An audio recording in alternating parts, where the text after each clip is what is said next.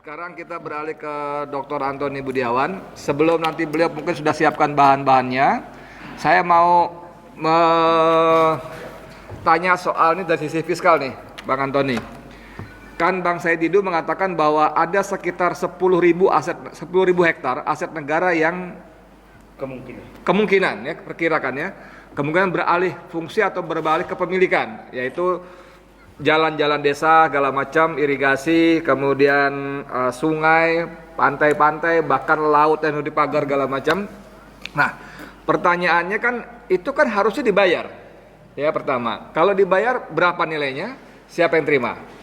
Itu nilainya berapa itu? Saya pernah dapat satu kopi surat dari pemerintah bahwa ada seorang pengusaha yang membebaskan sebuah kawasan di Jakarta. Itu dia harus membayar jalan MHT, tahu MHT ya, 1 meter terus ke sana itu ya. Itu padahal nggak cuma beberapa hektar saja dan dia membayar lebih dari sekian miliar gitu loh. Nah, saya ngebayangkan kalau betul angkanya sampai 10.000 hektar dan itu tidak jelas, itu berapa nilainya di sana. Dan kalau dibayar misalnya 1 juta per meter rupiah saja, ya kan pajaknya berapa? Itu dulu deh, nanti kita kembangkan lagi. Monggo, silakan. Terima kasih Bang Edi.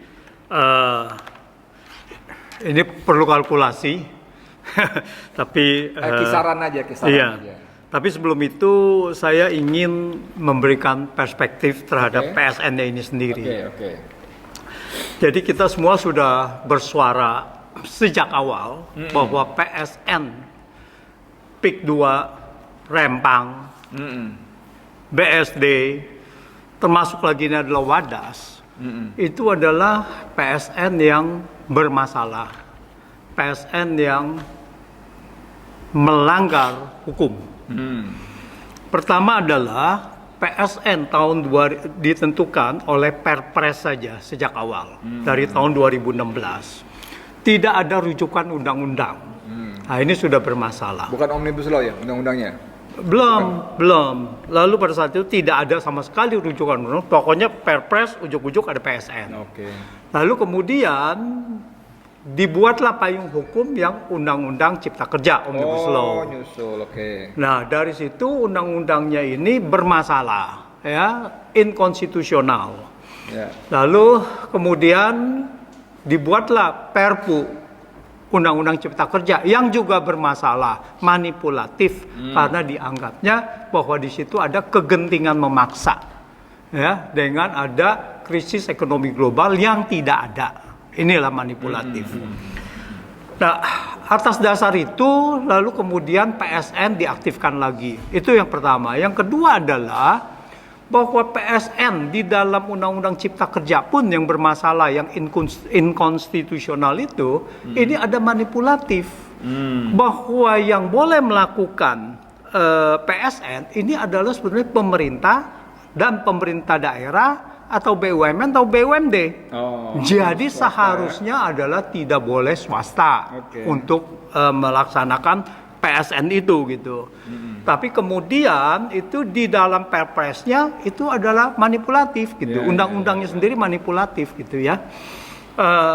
Contohnya manipulatif apa? Salah satu bahwa kalau untuk kepentingan umum maka harus diadakan yang namanya kajian akademis atau apapun gitu.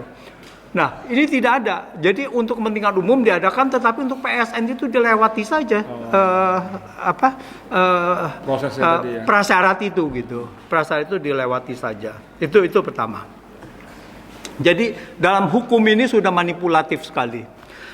Lalu kedua, kita tahu bahwa PSN ini ternyata adalah diusulkan oleh Kementerian Pariwisata dan Kreatif.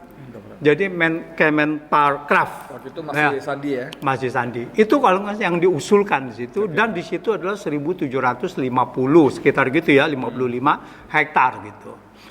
Nah, di dalam penunjukan itu hanya lokasi. Tetapi siapa yang melakukan kan tidak ada. Lalu tiba-tiba keluar dari Kemenko itu mengenai list dari untuk PSN itu siapa yang melakukan. Lalu ditunjuk aja, dan ini penunjukan ini sangat bermasalah. Harusnya yang mengelola adalah kementerian atau badan atau pemerintah lah, ya. seperti kawasan ekonomi khusus. Itu kan yang mengelola kan institusi. Atau seandainya ada yang mau mengelola, ya silakan. Tetapi yang nanti mau investasi kan boleh siapapun gitu kan. Ini tidak boleh diborong oleh dia sendiri, diinikan oleh seolah-olah ini adalah monopoli ini gitu.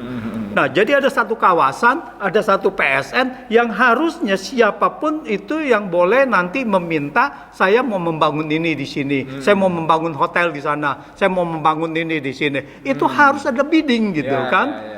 Nah, itu adalah misalnya kalau di daerah reklamasi seperti di Singapura. Nah, kenapa Singapura menawarkan daerah reklamasinya? Itu ke beberapa pihak gitu. Misalkan ada Marina Sands gitu ya. Terus itu ada beberapa pihak yang ditawarkan. Tidak boleh satu pihak gitu gitu. Nah, ini sangat luas begitu dibuat oleh untuk satu orang aja ya, satu grup gitu ya, satu kelompok yang dimana terdiri hanya segelintir orang saja gitu. Nah, di sini kemudian keluar fakta-fakta bahwa ternyata atas dasar desakan Said Didu, semua orang mulai berteriak kan gitu kan, ini salah nih, ini kemudian Menteri ATR, BPN ya, ATR, Nusron, lalu mengatakan ini RT RW-nya bermasalah, terus ini bermasalah gitu. Jadi mulai terbuka. Nah, artinya pada saat itu kalau ini bermasalah, berarti apa yang dilakukan sebelumnya adalah tidak sah. Tidak ada RT RW, tidak sah, tidak boleh yang seperti Yoris mengatakan, oke nanti disusulkan. Mana bisa gitu kan, nggak bisa. Itu mesti ada tatanan dulu, diurus dulu dan sebagainya gitu. Nah, jadi di sini yang menarik adalah kelihatannya dengan desakan-desakan begini dan mulai ada pemerintah, institusi kementerian mengatakan bahwa ini bermasalah, lalu Agwan kelihatannya mulai terpojok, panik ya, mulai terpojok dia. Nah, begitu dia mulai terpojok, dia mulailah sekarang mencari jalan keluar. Ini kalau sampai digugat dan sampai memang benar-benar ini berapa banyak lahan yang sudah dibebaskan secara itu tidak sah, hanya harus diganti lagi sama dia. Dan yang sudah diuruk bagaimana gitu, semuanya itu harus direhabilitasi lagi sampai ke awal. Ini luar biasa dan kalau ini terjadi, saya yakin Agwan akan bangkrut. Nggak mungkin bisa untuk membiayai ini semua gitu. Nah itu, jadi dia kelihatannya sudah agak panik. Makanya ada wawancara dengan Tempo. Tujuannya untuk wawancara dengan Tempo adalah bahwa dia mencari alasan bahwa ini adalah bukan saya loh. Ini adalah saya diperintah. Yang dari IKN itu, ya, diperintah dari IKN apa segala harus menyelamati muka presiden dan sebagainya gitu. Nah, jadi seolah-olah memang tuduhan publik bahwa di sini ada barter, ini terbukti dari omongan Agwan sendiri kan gitu kan. Ya, ini konfirmasi gitu kan. Nah, bukan hanya Agwan saja yang panik. Jokowi panik. Kenapa panik Jokowi? Tanggal 7 dia menemui Prabowo. Tanggal 7 Desember. Makan malam.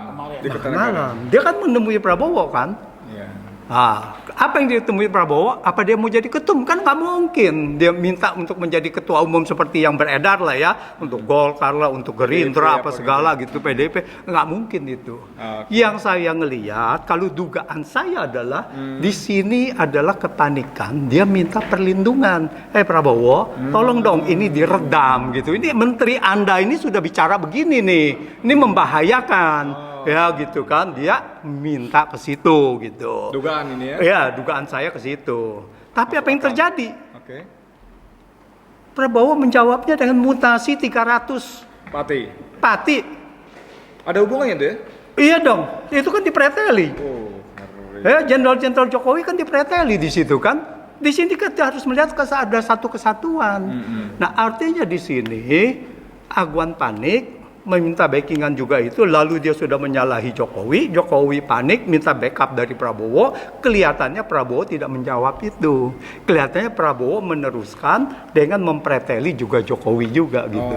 Nah ini yang menarik gitu. Menarik. Ya, jadi kita lihat bahwa ini permainan belum ini, Jadi kericuhan-kericuhan yang Jokowi sebabkan, ya ini sudah semakin terbuka dan dia semakin terpojok, dan mudah-mudahan ya gugatan-gugatan dari teman-teman yang lainnya, ijazah palsu lah atau asal mulai naik lagi, mudah-mudahan ini akan mendapatkan tempat lagi di situ dan hukum akan berjalan dengan sebagaimana mestinya gitu.